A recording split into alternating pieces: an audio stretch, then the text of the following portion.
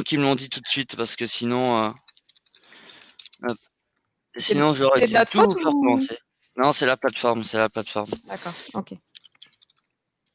Ça peut prendre quelques minutes. J'ai préféré vous arrêter là maintenant que Ah ouais, Ouais, vous vous avoir avez avez bien bien appris et fait, fait, vous avez devoir bien fait. tout recommencer.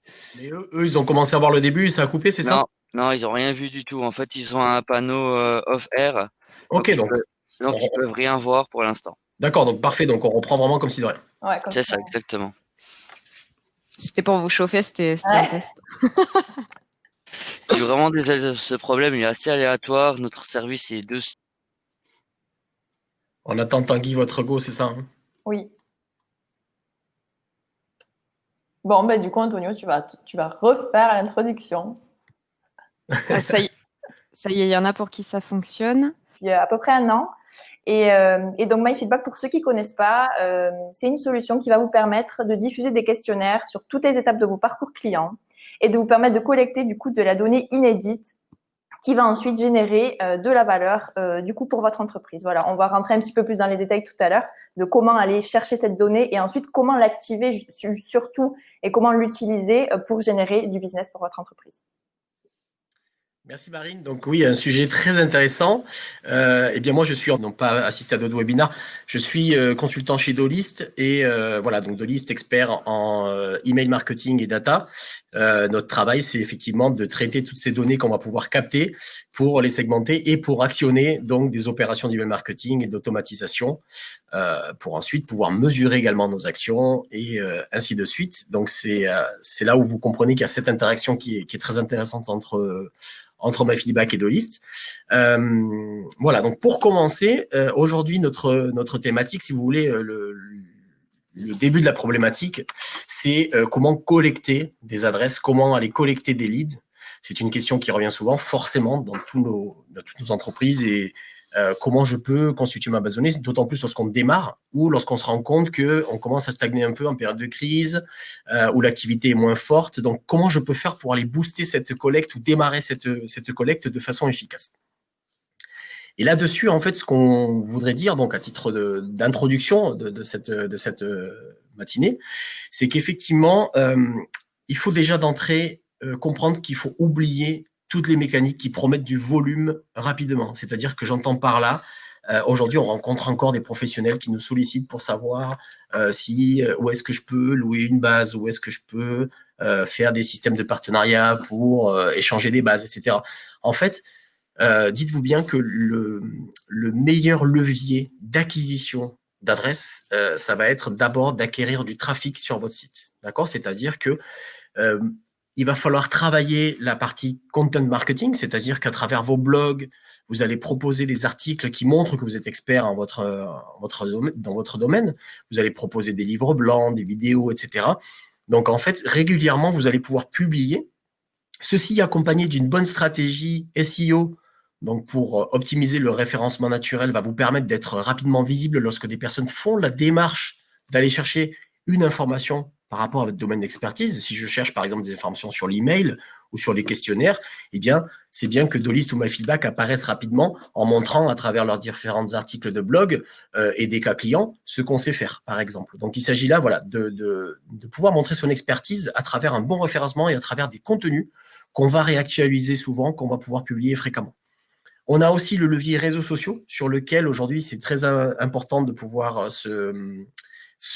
effectivement faire grandir son audience en fait, puisque ça va être beaucoup plus simple que d'aller collecter la base de données, ça va aussi aller beaucoup plus vite parce qu'il y a le phénomène de viralisation. Il y a le phénomène aussi de social listening qui va permettre à des personnes d'aller, moyennant les mots-clés, les hashtags, vous trouver, et ainsi de suite. D'accord? Et puis par la suite, on peut aussi opter pour des moyens comme la publicité, le référencement payant pour booster, on va dire, pour atteindre des résultats à court terme. Ce qu'on essaie de vous dire, c'est qu'en fait, on n'est ni plus ni moins que dans une logique d'inbound marketing. Qu'est-ce que c'est l'inbound marketing? Alors, on en entend beaucoup parler, mais effectivement, pour les personnes qui ne sauraient pas exactement en quoi ça consiste, eh bien, par opposition à l'outbound marketing, l'outbound, c'est un marketing où je vais pousser des informations. On appelle ça, en fait, le marketing d'interruption, puisque c'est les vieilles méthodes de marketing, c'est le marketing traditionnel à l'époque. on voulait acheter des bases et on se disait, je vais cibler 2 millions d'adresses que j'ai achetées et peut-être que dans le lot, il y en a un ou deux qui vont acheter. Et puis moi, ça me suffit parce que ça va rentabiliser l'opération. Ce système-là, ce modèle-là est terminé. On ne va pas créer de l'intérêt envers notre marque en faisant ça. Aujourd'hui, c'est effectivement, comme vous l'avez compris, d'opter pour un marketing non intrusif. Donc, travaillez d'abord effectivement vos sites, vos blogs, vos réseaux sociaux, montrez votre expertise. Les personnes vont naturellement venir vers vous lorsqu'elles feront une recherche. Et ce qu'il faut comprendre, c'est que c'est quand les personnes seront dans cette démarche qu'elles vont plus facilement laisser leur email pour assister à un webinaire, pour télécharger un livre blanc, qu'elles vont accepter d'être rappelées par un commercial pour avoir plus d'infos sur votre produit ou vos services.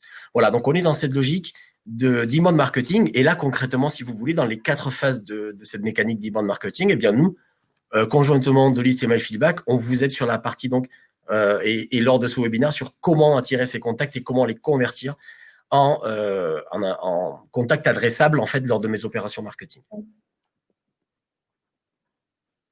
Alors avant de commencer à rentrer dans le vif du sujet, c'est-à-dire comment je peux effectivement mettre en place des mécaniques de collecte, eh bien, puisqu'on va parler on a vu qu'en fait, on va voir que ce qui va nous permettre de transformer ces visiteurs en contact adressable, ça va être les formulaires et les questionnaires que nous propose par exemple MyFeedback. Eh bien, il va falloir se poser les bonnes questions. C'est-à-dire qu'il faut ne pas partir à la chasse aux données de façon désordonnée, entre guillemets. Il faut d'abord, effectivement, une stratégie.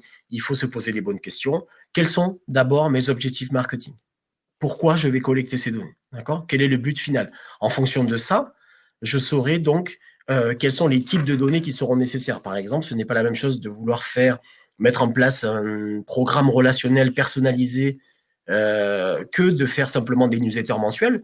Dans le premier cas, j'aurais besoin d'avoir des informations plus poussées pour pouvoir déclencher les emails au meilleur moment et pour pouvoir les personnaliser totalement. Dans le deuxième cas, l'email me suffit pour envoyer ma newsletter. Vous voyez, donc déjà, savoir vers quoi on veut aller pour savoir ensuite de quelles données j'ai besoin.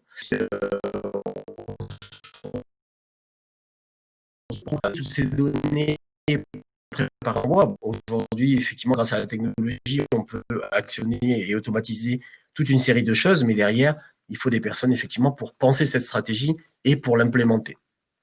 Et surtout, pour finir, c'est un point quand même qui est très important, c'est qu'il faudra penser aussi à se poser les bonnes questions pour savoir si on est en train de bien rassurer les contacts. Notez que dans notre métier, dans le marketing, il y a eu maintenant quelques années une crise de confiance en fait par rapport à tout ce qui est publicité qui veut nous vendre autre chose, mais derrière les marques ne sont pas forcément en phase avec ce qu'elles annoncent, il n'y a pas forcément l'éthique ou la démarche derrière qui correspond à ce qu'ils annoncent. Donc, il y a aussi la crainte qui est arrivée aussi autour du RGPD. C'est pour ça qu'il y a eu le RGPD, c'est-à-dire est-ce que mes données vont pas atterrir n'importe où? Est-ce qu'elles vont être correctement sécurisées? Donc, il faudra rassurer lors de ces formulaires. Il faudra avoir un discours rassurant en disant voilà ce que vous allez recevoir, voilà qui nous sommes, voilà où sont stockées les données. Il faudra être totalement transparent pour que la relation, effectivement, démarre correctement, pour que les personnes soient d'accord pour vous donner ces informations. Donc, à partir de là, vous avez effectivement du trafic sur votre site web. Maintenant, il faut capter ces personnes en étant rassurant et en déployant des dispositifs qu'on va voir ensemble.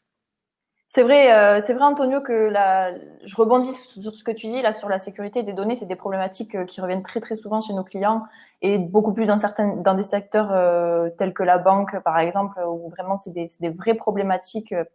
Et avant de choisir des prestataires, effectivement, on a vraiment ces sujets-là qui sont abordés. Je voulais aussi rebondir sur cette slide sur les bonnes questions. Je pense qu'aussi les bonnes questions à se poser, ça va être aussi de poser son parcours client. On en parlera un petit peu après, mais c'est des choses à faire aussi en amont et à réfléchir, parce que des parcours clients sur les sites web aujourd'hui, il y en a de très très grands nombres sur un même site web. Donc je pense qu'aussi c'est un élément important à rajouter à ce que tu viens de dire sur ce slide-là. Tout à fait. Alors du coup, moi j'enchaîne sur l'étape 2. Suite à cette belle introduction sur l'inbound et sur les bonnes pratiques qui sont très générales que vous a donné Antonio.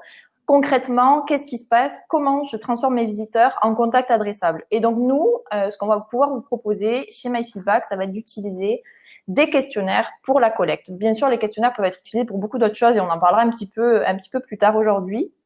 Mais là, vraiment, on va se concentrer sur comment j'utilise les questionnaires pour collecter des leads sur mon site web.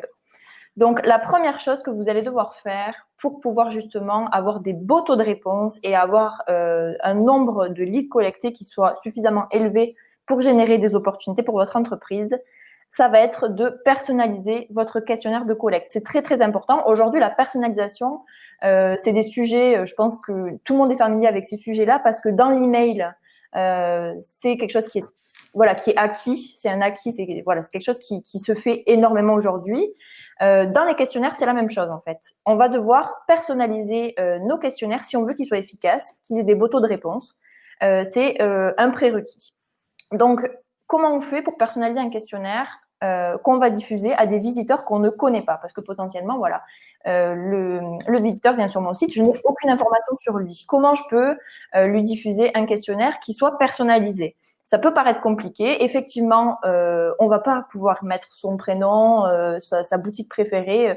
Toutes ces données CRM, on ne les connaît pas, donc on va pas pouvoir les y mettre. Mais par contre, la puissance de MyFeedback, c'est qu'on va vous permettre de personnaliser vos questionnaires avec des données comportementales. C'est-à-dire que cette personne-là, elle a suivi un parcours sur votre site web, elle a consulté un certain type de pages liées à des thématiques, elle a téléchargé des documents, elle a cliqué sur des call to action. Et tout ça, ça va vous permettre de cibler un comportement, de cibler des thématiques favorites et donc de proposer un questionnaire de collecte qui sera déjà personnalisé au comportement de cette personne. Je vais vous donner un exemple très concret. Donc, dans l'exemple que je prends, on va se trouver par exemple sur un site de bricolage, jardinage, etc. Et on a un visiteur qui a consulté énormément de pages dans notre rubrique jardinage, qui a téléchargé peut-être une documentation sur comment planter son gazon. Voilà, il a fait des actions vraiment qui sont autour de cette thématique et des pages de jardinage. Donc, on va lui envoyer un questionnaire sur le site web qu'on va déclencher. On parlera un petit peu qu'est-ce qui s'est à sa vie. Je vous montre très concrètement ce à quoi ça peut ressembler. Ça pourrait ressembler à ça. Bonjour, nous avons remarqué que la rubrique jardinage de notre site vous intéresse particulièrement. Nous avons une newsletter thématique dédiée à l'univers du jardinage justement. Est-ce que vous êtes intéressé? Donc la personne est intéressée, elle rentre son adresse email, on le collecte et on l'a capturé. Et donc ça va être un questionnaire qui va générer bien sûr beaucoup plus d'engagement parce qu'il est personnalisé à la visite et aux visiteurs. Donc, je reviens, hop, ici. Pardon. Donc, ça, c'est la première chose qui est de personnaliser les questionnaires de collecte. La deuxième chose, ça va être de définir le meilleur moment de déclenchement du questionnaire. Et pour ce faire, vous avez des outils à votre disposition. Donc, vous avez des outils analytiques qui contiennent énormément de données. Donc, vous avez des exemples là sur la droite, Google Analytics, Internet, Content Square, je ne sais pas quels sont vos outils, ils sont multiples, mais ils peuvent vous servir à maximiser votre taux de réponse sur votre site web. Ici, je vais vous donner quelques exemples d'indicateurs que vous pouvez utiliser justement pour déclencher vos questionnaires au meilleur moment des parcours web, mais il y en a de multiples autres et qui sont propres à chaque entreprise. Donc, par exemple, vous allez pouvoir analyser le temps moyen passé sur le site, le nombre de pages vues en moyenne lors d'une session, le type de page vue, les pages qui génèrent le plus ou moins de conversions et les pages qui génèrent le plus ou moins de vues. Si je rentre dans l'exemple, par exemple, du temps moyen passé sur le site, si on a un temps moyen de 3 minutes, j'ai un temps moyen de 3 minutes sur mon site web, ça veut dire que je ne vais pas déclencher mon questionnaire au bout de 20 secondes, mais je ne vais pas non plus le déclencher au bout de 4 minutes. Ça ne ferait pas de sens. Donc, du coup, ça va être tous ces éléments-là qui vont vous permettre d'avoir le meilleur moment de déclenchement et de perturber le moins possible le parcours du client sur votre site. Antonio, est-ce que tu as quelque chose à rajouter? Effectivement, Marine, ce qui est intéressant, c'est que c'est l'exemple que je partage l'expérience que j'ai régulièrement lorsque j'interviens donc auprès de clients, lorsqu'on, comme je vous le disais lors de l'introduction, on veut se focaliser sur des moyens de collecte autres, on ne profite pas assez, comme on le dit depuis le début, il faut capitaliser sur votre trafic web. Et donc souvent les clients me disent oui, mais comment je peux faire? Alors quand on commence à parler de ces systèmes de pop-in ou des questionnaires qui vont se déclencher, parfois, souvent, le premier réflexe qu'on peut avoir, c'est de se dire « Ah oui, mais moi, ça, je les vois sur les sites internet et je trouve ça super intrusif, j'aime pas ça du tout. » Et là, ce qu'on essaie de dire, voilà, ce que vous a expliqué Marine, c'est qu'en fait, c'est parce qu'ils ne sont pas correctement paramétrés. Forcément, une popine ou un questionnaire qui va se déclencher dès l'arrivée sur le site, c'est trop intrusif. On a dit depuis le début qu'on ne veut pas faire du marketing intrusif, que c'est pas comme ça que ça va fonctionner. Il faut donc, comme l'a dit Marine, via les intérêts, via les pages vues, via le temps passé, eh bien, on saura nous vous conseiller sur quel est le meilleur moment pour que forcément ça fonctionne, ça tombe au moment où la personne elle est intéressée. Exactement. Et pour surtout ne pas perturber son expérience et qu'elle n'ait pas une mauvaise expérience en disant j'étais tranquille sur le site et on m'a interrompu lors de ma recherche.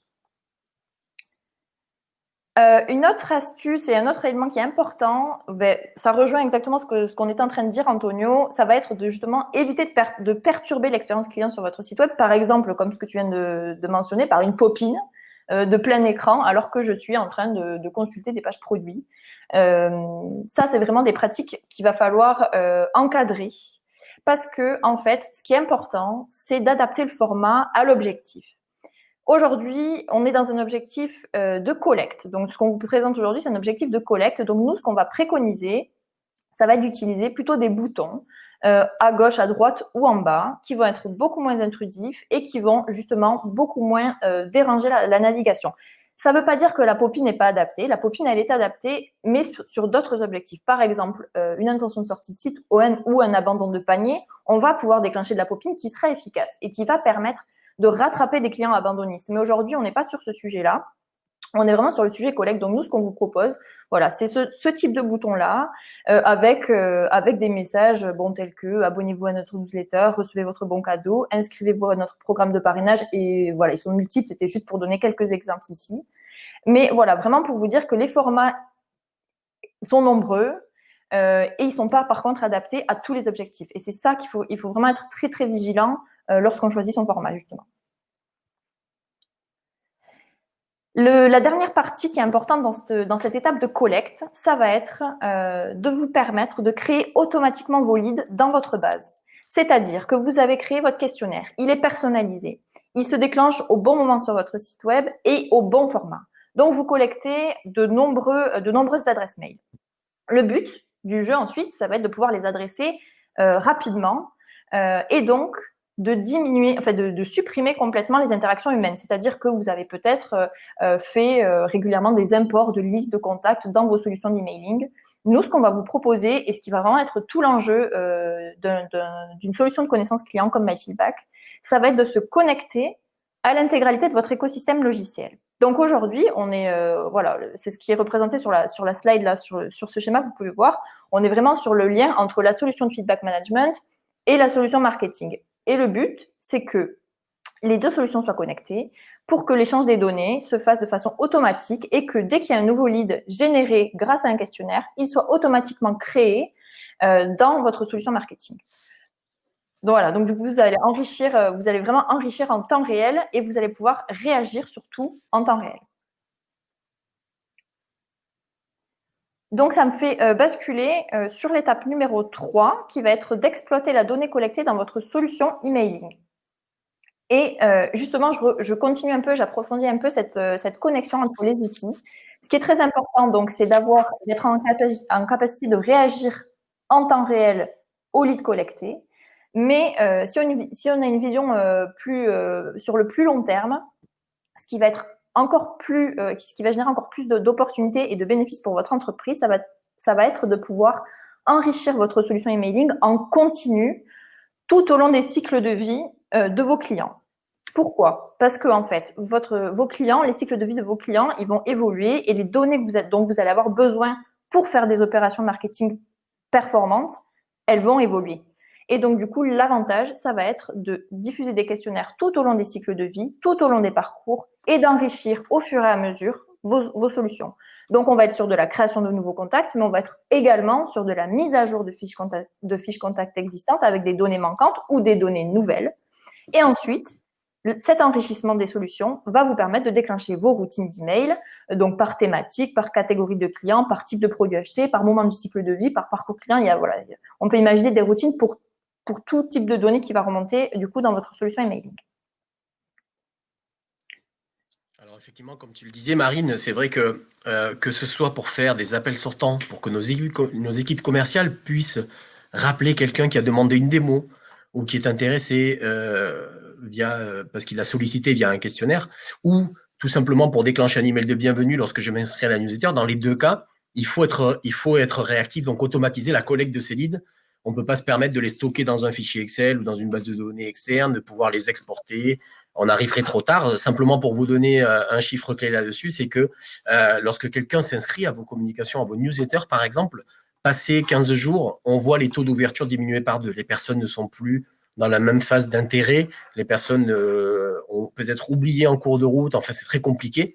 Et puis, vous n'allez pas avoir la même interaction. Lorsqu'on arrive de façon instantanée pour dire bonjour, bienvenue, on a de suite des ouvertures, des clics, ce qui va booster aussi derrière les performances marketing et votre réputation. Alors ça, c'est un autre sujet. Mais c'est très important d'avoir ces interactions. Donc, n'attendez pas, effectivement, automatiser cette collecte de leads. Et puis, au-delà de ça, le fait que les données soient directement importées dans la base email vont vous permettre notamment de personnaliser vos contenus. Ça, c'est tout à fait, on va dire, c'est évident. Et puis, c'est un prérequis aujourd'hui. Alors, ça peut aller ne serait-ce que du niveau, on va dire, nominatif. Bonjour Paul, etc. Vous avez demandé une information sur tel produit. Jusqu'à une personnalisation dynamique où vous pourrez carrément avoir un template email qui personnalise les contenus, les produits qui s'affichent, selon ce que la personne a pu sélectionner dans les questionnaires. Donc ça, c'est comme disait Marine, c'est un message d'accueil, un message de confirmation que vous avez bien rempli le formulaire. Mais déjà, si on peut personnaliser, on va déjà engager beaucoup plus nos contacts. Donc, il y a cette personnalisation et aussi le fait de pouvoir segmenter.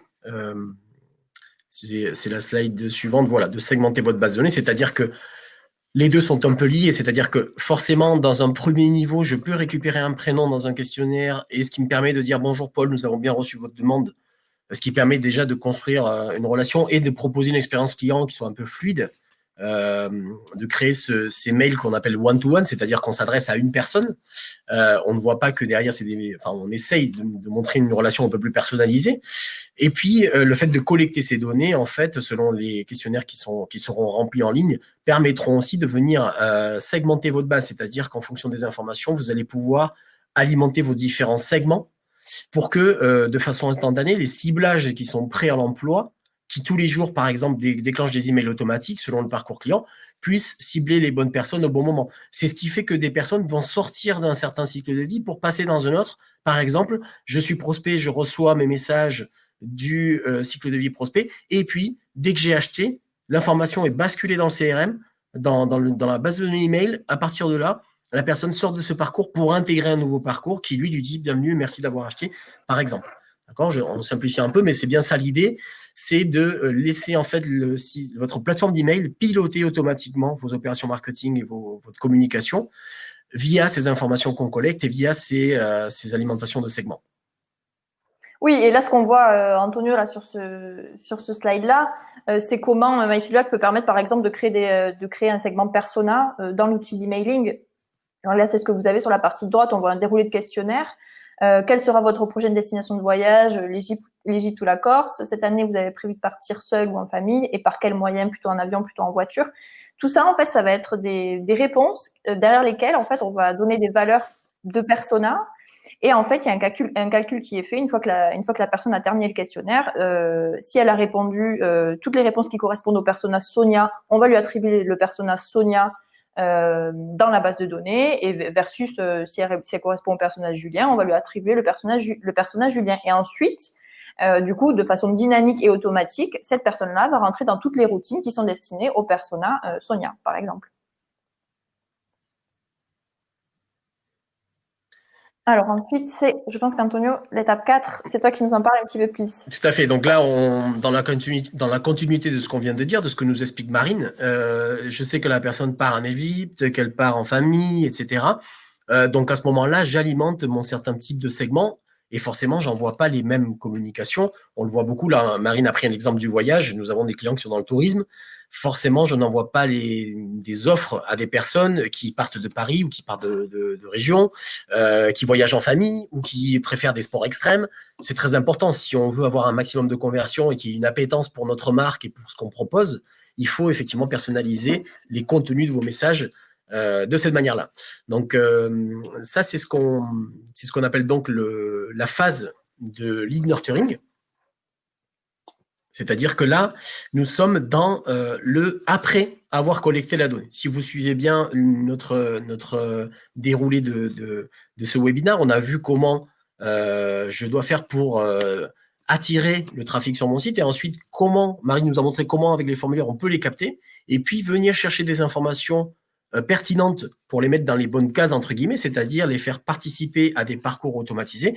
Donc c'est là où on entre dans la phase de lead nurturing, c'est-à-dire on va travailler ce prospect, on va créer une relation avec lui et tout au long de ce cycle de vie prospect, c'est-à-dire de ces messages qu'on a prévus pour lui, qui sont automatisés. Donc, on parle ici déjà de marketing automation. On a prévu de l'accueillir, on a prévu de lui demander, donc, comme l'a montré Marine, s'il préfère partir à telle ou telle destination. Et c'est là où on va pouvoir le classer en prospect chaud, tiède, froid. C'est là qu'on va savoir à quel moment je peux effectivement interagir, je peux le relancer. Et éventuellement, le commercial va pouvoir le téléphoner parce qu'il se trouve dans une phase où on a vu qu'il y a une appétence pour nos messages, qu'il a cliqué plus de X messages, ainsi de suite. Donc là, vous avez simplement un exemple d'une automatisation réalisée sur Dolist, en fait, avec notre fonction scénario, où on peut effectivement orchestrer le déroulé de ces messages et venir à chacun de ces points de contact qualifier le contact. Et justement, pour qualifier le contact, là, je rebondis sur ce que tu viens de présenter, Antonio, sur le lead nurturing. C'est peut-être des sujets qui vous sont familiers. L'utilisation d'un score et de règles de scoring, ça va aussi être très très utile pour du coup ces actions de lead nurturing, pour du coup justement avoir une bonne vision du prospect et s'il est plus ou moins chaud. Les questionnaires MyFeedback qui vont vous permettre également d'ajouter cette intelligence-là dans votre solution emailing en attribuant des poids aux réponses. Donc, c'est ce que vous voyez là sur la partie de droite. On n'est plus sur le sujet du voyage, on est maintenant sur un sujet de l'ameublement. On peut, par exemple, dérouler un questionnaire de ce style. À quelle fréquence renouvelez-vous votre intérieur? Tous les 3 mois versus une fois par an. Donc, j'ai un répondant qui va me répondre tous les 3 mois, qui va gagner 10 points. On va y mettre une pondération positive assez élevée. Parce que tous les 3 mois, ça veut dire qu'il va consommer plus régulièrement que quelqu'un qui renouvelle son intérieur qu'une fois par an. La deuxième question, ça pourrait être combien de personnes composent votre foyer? Donc, la première personne, il y a une seule personne dans le foyer versus la deuxième où il y en a 3. Donc, peut-être que pour le genre de réponse une personne dans le foyer, ça induit que l'usure des meubles sera un peu plus lente, que peut-être qu'au niveau de la surface, de la superficie d'habitation, ce sera quelque chose qui est plus petit, donc peut-être qu'il y a moins besoin d'être meublé, versus quelqu'un qui a un foyer où il y a 3 personnes, ou peut-être que les pièces sont plus grandes, qu'il y a plus de pièces, et que du coup, il va y avoir, ça va être un client qui va consommer plus dans notre enseigne. Donc, là, dans ce cas-là, la personne qui a 3 personnes dans son foyer, on va peut-être lui attribuer 10 points versus celle qui est seule dans son foyer. On va peut-être mettre une pondération qui sera négative. On va lui retirer des points. Et ensuite, la dernière question qu'on a imaginée là pour ce cas, ce serait pour la déco, vous êtes plutôt à l'affût des dernières tendances ou adepte du do-it-yourself. Donc là, on va...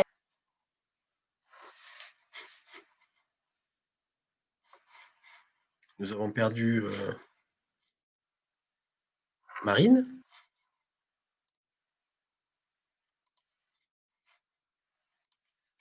J'ai l'impression que nous avons perdu la connexion.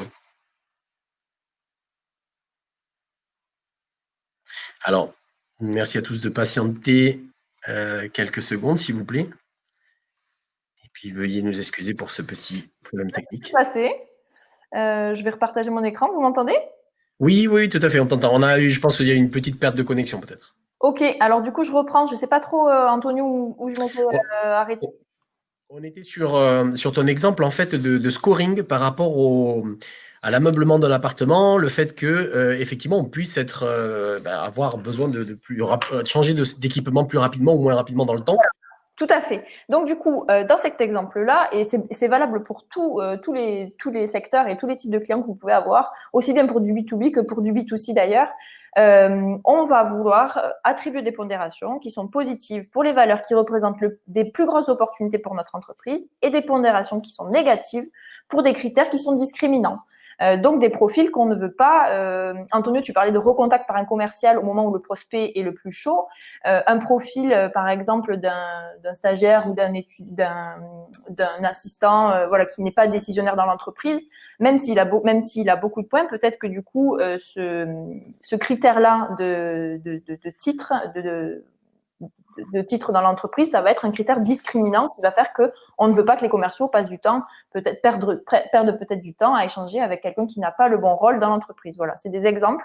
Mais tout ça, c'est pour vous dire que une solution comme MyFeedback va vous permettre justement d'ajuster et d'apporter cette notion de scoring dans votre outil d'emailing. Alors, nous allons schématiser un peu, puisqu'on parle de cycle de vie client, de venir interagir pour scorer les contacts. Concrètement, ici, on a un schéma que probablement beaucoup d'entre vous avez pu voir, qu'on peut trouver sur des blogs marketing et ainsi de suite. C'est le parcours client. Le parcours client type, c'est-à-dire le customer journey, dans lequel on distingue bien les phases de prospect. Et cette courbe, en fait, elle démarre lorsqu'on initie la relation, lorsqu'on arrive à capter l'email, lorsqu'on a la collecte de cet email.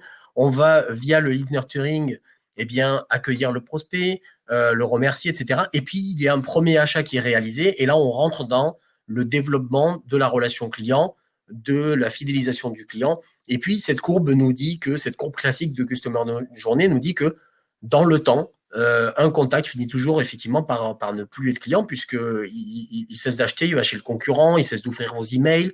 Donc, à un moment donné, il va falloir en fait reconquérir ce client. Et on sait très bien que souvent, c'est plus facile d'aller reconquérir un client perdu que d'en capter des nouveaux.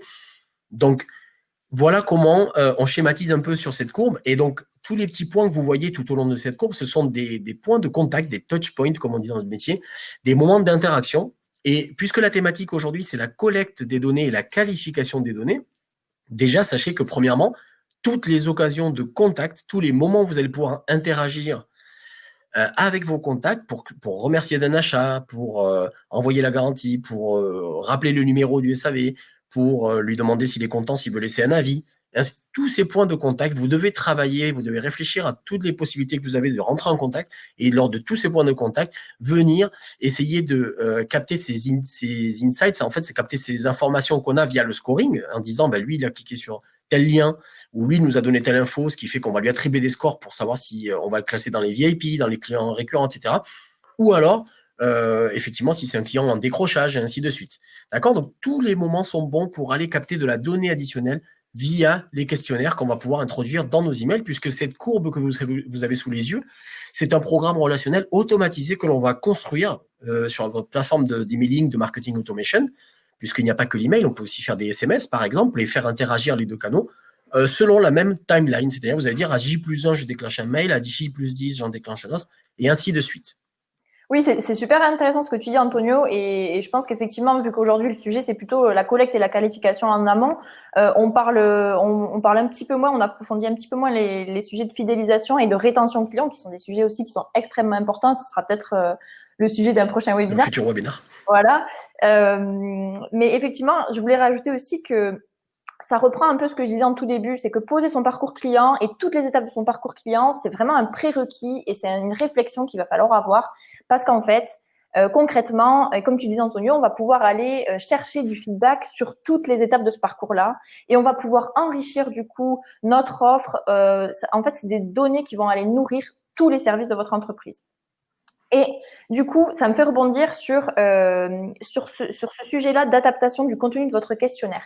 C'est-à-dire qu'en fait, ces données-là, qu'on va aller chercher tout au long du cycle de vie du client, elles vont évoluer. Elles vont évoluer parce qu'on va avoir besoin de nouvelles données, parce que les données deviennent obsolètes. Il y a quand même une obsolescence des bases de données qui n'est pas négligeable. On en parlera un petit peu dans les bonnes pratiques, mais on a 30% des bases de données qui sont obsolètes des données contenues en base qui deviennent obsolètes au bout d'1 an. Donc, ça va être très important d'aller s'assurer qu'on a les bonnes données et d'aller chercher des nouvelles données. Et donc, la puissance de MyFeedback dans ce cas-là, ça va être de vous permettre d'aller chercher uniquement les données qui vous manquent. C'est-à-dire qu'on ne va pas solliciter un répondant ou un prospect ou un client plusieurs fois pour la même donnée. C'est-à-dire qu'on a l'intelligence de connecter en fait notre outil CRM ou notre outil de base de données avec MyFeedback. Et du coup, MyFeedback saura quels champs sont déjà renseignés et quels champs sont vides. Donc, du coup, le questionnaire va s'adapter de façon intelligente et poser uniquement les questions pour les champs manquants. Et donc ça, en fait, ça nous permet de justement couvrir en fait ces évolutions de marché et ces évolutions dans la relation client et dans l'expérience client qui font qu'aujourd'hui les cycles de vie client sont de plus en plus complexes. Ça va nous permettre en partie de répondre à la complexité de ces nouveaux cycles de vie des clients. Alors oui, ça tombe bien parce que tu disais effectivement les cycles de vie sont de plus en plus complexes parce que les attentes en fait des consommateurs sont aussi beaucoup plus élevées. C'est-à-dire qu'aujourd'hui, on attend beaucoup plus des marques. Aujourd'hui, un consommateur qui effectivement ne reçoit plus des emails personnalisés par rapport à ses centres d'intérêt ou qui n'est pas reconnu par une marque avec un problème de personnalisation, on a effectivement moins de chances de pouvoir fidéliser ce client et de pouvoir obtenir de lui qu'il nous recommande et qu'il devienne ambassadeur de la marque. Aujourd'hui, effectivement, on attend plus. Et c'est donc votre communication qui fera la différence. Et comme ces attentes évoluent, nos cycles de vie également évoluent. Aujourd'hui, chez Dolist, ce qu'on constate, c'est que il faut sortir, alors si possible, de ce cycle de vie un peu simplifié qu'on a montré. Ce cycle de vie simplifié va s'adapter pour certaines catégories de clients pour lesquels, effectivement, l'activité est un peu plus simple autour de quelques services ou quelques produits sur une activité monocanal, etc. Mais on se rend compte qu'aujourd'hui, on peut aller beaucoup plus loin puisqu'on a la technologie pour exploiter effectivement les données, pour capter et exploiter les données et pour déclencher des emails. Ce qu'on vous recommande, c'est de travailler en fait vos cycles de vie sur ces trois grands domaines qui sont le quoi, le comment et le pourquoi de votre entreprise. Ça rejoint ce qui retrouve ici peut-être le cercle d'or de Simon Sinek dont on parle aussi au service conseil chez Dolist, c'est-à-dire que aujourd'hui, le discours que vous allez adapter que vous allez adopter dans vos messages et le type de personnalisation que vous allez avoir ne sera pas le même lorsque vous allez être dans un cycle de vie produit, c'est-à-dire par rapport à l'achat d'un produit. Vous venez de commander tel produit, voici une confirmation de commande, une confirmation de livraison, des produits additionnels, donc du cross-selling ou de l'upselling automatiquement intégré dans les messages que l'on reçoit, des messages de réachat. Tout ça, ça fait partie d'un cycle de vie par rapport à vos produits, aux produits que vous vendez. Donc là, le discours qu'on a sera orienté produit. Après, on a un cycle de vie en parallèle que l'on peut élaborer autour du client. Ce client, il rentre dans votre base de données et puis il va acheter plusieurs produits. Mais la relation que vous allez avoir avec lui va s'étaler sur plusieurs années. Donc, on va pouvoir s'adresser à lui différemment. Et puis ensuite, il ne faut pas oublier que derrière tout ça, il faudra mettre en avant vos valeurs, il faudra parler différemment, sortir de promotions, vente, etc., pour parler à la personne simplement sur des temps forts, des temps clés. On a vu avec les exemples de Marine, on sait que vous avez refait votre appartement, on sait que vous êtes intéressé par le bricolage, on a une date d'anniversaire, on peut vous proposer des choses qui s'adaptent, on peut simplement prendre des nouvelles, on peut créer tout simplement de la relation, c'est-à-dire que la data ne sera pas utilisée que pour l'offre promotionnelle à la vente, mais aussi pour construire cette relation durable avec vos clients. Et là, il nous reste très peu de minutes. Donc, Marine, si tu veux bien, on va rapidement vous donner un petit en bonus de ce webinaire quelques astuces en fait que vous pourrez mettre en place parce que vous l'avez compris, si en conclusion, les questionnaires, les formulaires ou les formulaires de collecte et les questionnaires vont vous permettre effectivement de transformer ces visiteurs en lead, en prospect, en contact adressable, ce seront pour vous des opportunités de vente, eh bien, il faudra faire les choses correctement parce que mal utilisé, mal optimisé, effectivement, ça peut devenir aussi une barrière, comme disait Marine, le formulaire qui se déclenche au mauvais moment, un formulaire beaucoup trop long, etc. Ça peut être un frein, ça peut créer de la friction et on peut obtenir l'effet inverse, c'est-à-dire que cette marque me dérange, cette marque ne me permet pas de naviguer sur son site. Donc, voilà, on va voir avec Marine ce qu'on vous conseille de faire là-dessus. Oui, alors très rapidement du coup, parce qu'il nous reste que quelques minutes si on veut avoir un peu le temps pour les questions. Là, il n'y a pas de secret, c'est surtout des bonnes pratiques et c'est surtout de la logique, mais des fois c'est bon de le rappeler. Pour la construction de vos questionnaires, il va falloir faire des questionnaires courts. Donc, nous, ce qu'on recommande et ce qu'on préconise par rapport à ce que font nos clients et par rapport au taux de réponse de nos clients, nous, on a des taux de réponse chez MyFeedback qui sont autour de 60% quand même en moyenne sur nos questionnaires, donc c'est vraiment pas négligeable. Les clients les plus performants avec les meilleurs taux de réponse, ils ont des questionnaires qui ne font pas plus de 6 questions. Ils placent les éléments de mesure de la satisfaction, donc tels qu'un score NPS, un score CSAT, etc., en tout début de questionnaire. Et on va également limiter le nombre de questions ouvertes pour faciliter l'analyse des verbatims. Donc ça, c'est des éléments vraiment de bonne pratique dans la construction. Pour ce qui est de la fréquence, parce que c'est une question qu'on peut également se poser, tous les combien est-ce qu'il faut que je diffuse mes questionnaires? Parce que le but, c'est pas de faire du one-shot et de la collecte et après d'arrêter les questionnaires, parce que comme l'a dit Antonio, ça va venir nourrir toutes les étapes du cycle de vie et ça va être très utile pour votre entreprise tout au long de la durée de la durée de vie de vos clients. Donc, la fréquence, nous, ce qu'on peut vous recommander, ça va être effectivement d'utiliser peut-être les questionnaires pour faire de la collecte, mais surtout d'utiliser après des questionnaires pour faire de la qualification sur les éléments qui vous manquent ou sur les éléments dont vous avez besoin parce que votre offre a évolué. Donc, 2 exemples.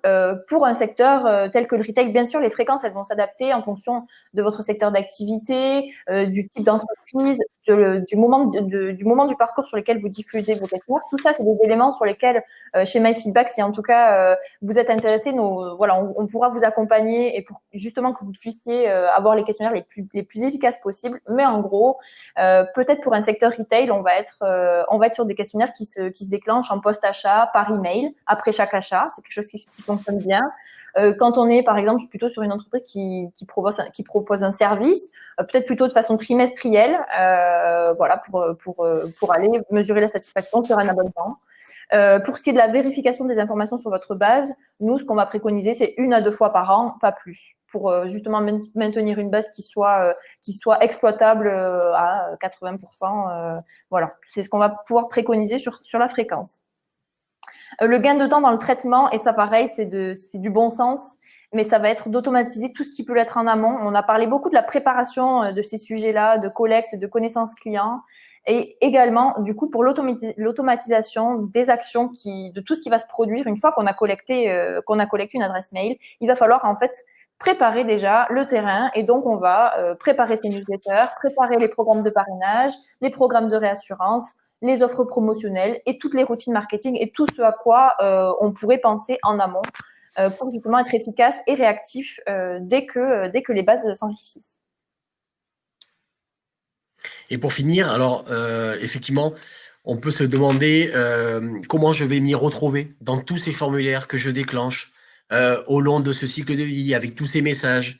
On vous recommande effectivement l'usage de la data visualisation pour pouvoir faciliter cette compréhension des données, cette centralisation des données et avoir des tableaux de bord qui vous permettent rapidement de faire parler les données, de savoir ce qui se passe à tout moment, comment les interactions se produisent entre les différents canaux et surtout calculer le ROI de vos campagnes, détecter des anomalies ou des choses qu'on peut améliorer. Voilà, en gros, mesurer l'impact et interpréter vos données rapidement en un coup d'œil grâce à la data visualisation qui nous permet effectivement de centraliser toutes les données du côté MyFeedback, du côté de List, de tout centraliser sur des tableaux de bord. On va peut-être passer aux questions, du coup, Antonio, si on peut peut-être en prêter 1 ou 2. Tout à fait. Nous avons le temps de répondre à vos questions. Déjà, merci de ceux qui ont, parce que je vois que j'ai déjà une question qui a été posée par Sandrine. Alors, Sandrine nous demande, nous allons refaire intégralement notre site. Est-ce important de réfléchir à tout ça en même temps ou nous pourrons y réfléchir dans un second temps?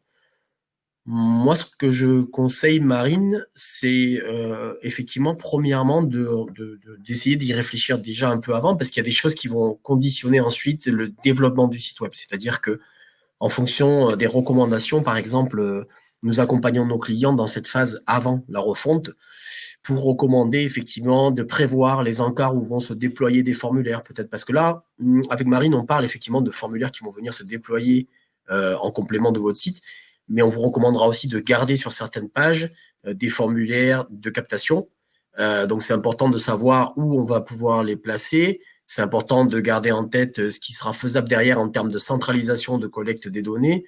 Et ça permettra effectivement d'éviter de partir dans un développement sur lequel il faudra revenir après pour corriger des choses. Je ne sais pas ce que tu en penses, Marine. Antonio, je suis d'accord qu'effectivement, ça, c'est sujet de collecte. Alors, nous, concrètement, les questionnaires, ils peuvent être intégrés à n'importe quel site web, à n'importe quel moment de la vie du site web. Ça pose pas du tout de problème. C'est un tag qui est dans le code et qui va faire que le questionnaire va se déclencher. Donc ça pose pas de souci. Effectivement, par contre, comme dit Antonio, pour toutes les problématiques peut-être de déclenchement, de positionnement des boutons, etc. et de design, c'est peut-être bien de le prévoir en amont.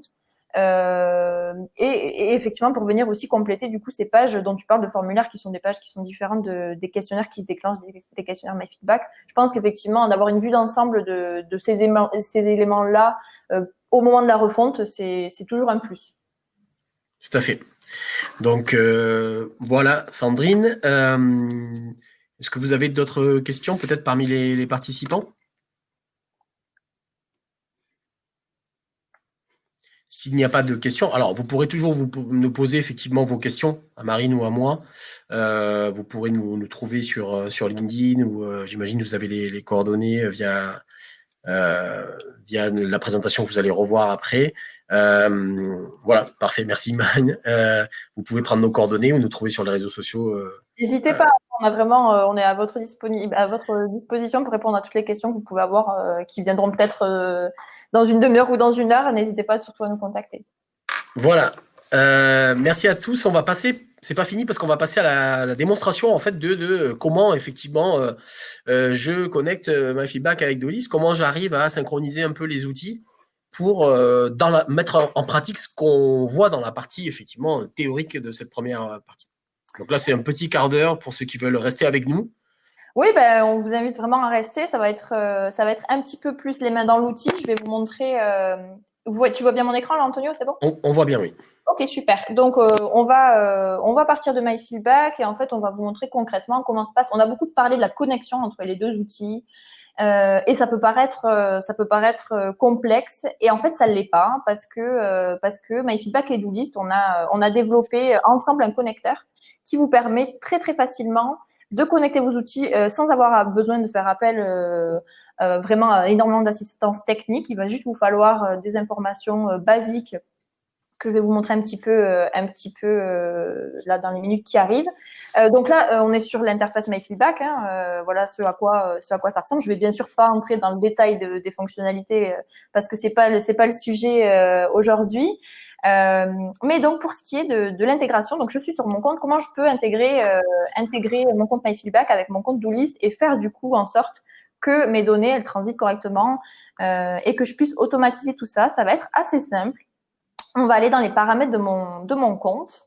Et en fait, dans les paramètres, vous pouvez voir que dans les intégrations, on a pas mal d'applications disponibles, dont Dolist qui se trouve ici. Et donc là, en fait, pour faire la connexion entre Dolist et MyFeedback, bon là, elle est déjà faite parce que bien sûr, pour les besoins de la démonstration, on l'a préparée en amont. Il va seulement vous falloir votre ID de compte Dolist et une clé API. Une fois qu'on a ça, on est en mesure de connecter nos deux comptes. Donc là, c'est ce qu'on a fait. Je peux peut-être le voir d'ici. Voilà, c'est ce qu'on a fait ici. On a l'ID de compte du compte d'Antonio et la clé d'authentification qu'on a communiquée. Alors, Marine, petite interruption rapidement, parce que c'est un jargon technique, API, etc. Simplement préciser que c'est paramétrable de façon très simple. Vous avez un bouton sur Dolist, générer une clé API.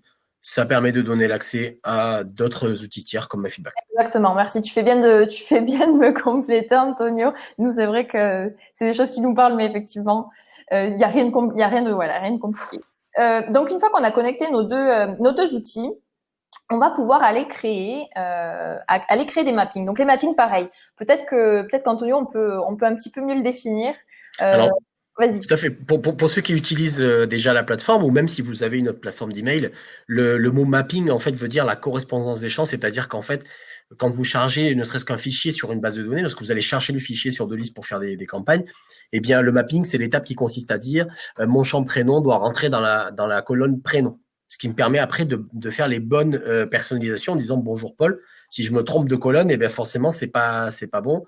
C'est tout simplement ça. Donc, en fait, là, l'étape dont parle Marine, c'est le mapping, c'est-à-dire connecter en gros les champs qui s'affichent dans votre formulaire quand vous demandez le prénom, quand vous demandez s'ils préfèrent, s'ils veulent un projet à 6 mois, à 3 mois. Ces informations vont venir s'intégrer dans la base Dolist au bon endroit.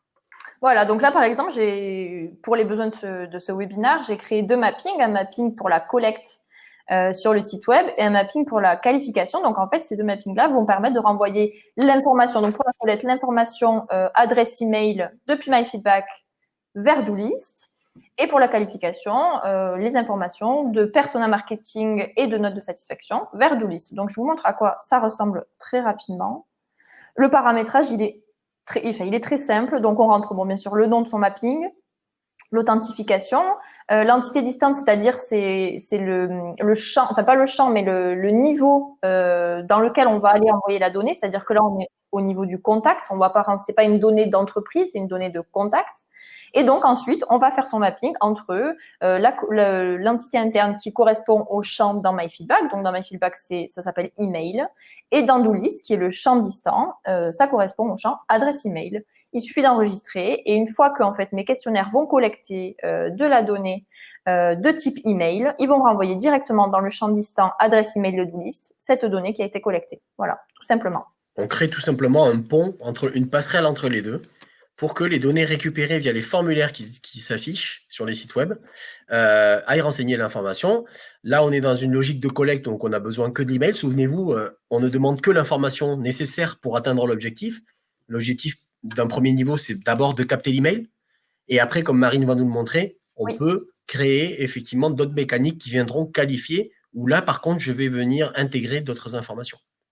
Oui, par exemple, je peux vous montrer celui de la qualification qu'on a paramétré également. Et donc là, on va renvoyer la note de satisfaction qu'on collecte depuis MyFeedback et le persona qu'on collecte aussi depuis MyFeedback au champ distant, note de satisfaction persona dans DoList, tout simplement. Voilà, donc en fait, c'est des champs. Il faut préciser que c'est des champs qu'on crée sur DoList. C'est-à-dire que vous, si vous êtes administrateur de votre compte ou utilisateur du compte DoList, c'est vous qui créez des champs.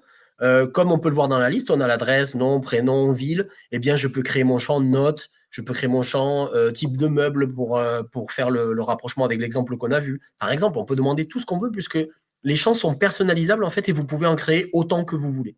Oui, par exemple, là, j'en crée un en direct, peut-être pour montrer. Si on veut aller enrichir un champ de prénom, on collecte une adresse mail et un prénom grâce à un formulaire MyFeedback. On veut renvoyer du coup l'information prénom dans DoList. Il suffit d'aller sélectionner ici dans les attributs MyFeedback le prénom.